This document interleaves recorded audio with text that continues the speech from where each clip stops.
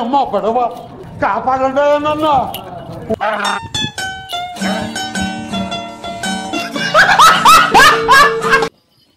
So hi guys, ఈరోజు వచ్చేసి అయితే గొర్రెలకు మక్కలు అయితే వస్తున్నాం.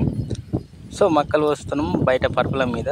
ఇంటికాడ అంటే మంచిగా ఉండదు, తెల్లని దాకా అయితే మొత్తం పెండ చేస్తున్నాయి. మనం పోసే అవే వస్తువులు కూడా గోన్లు కావచ్చు, ఏదైనా కావచ్చు. సో అందుకని బయట వస్తున్నాం. సో ఇక ఈరోజు ఈరోజు నుంచి ఒక నెల దాకా, ఒక మంత్ దాకా మొత్తం పోస్టేగా మక్కలు అయితే.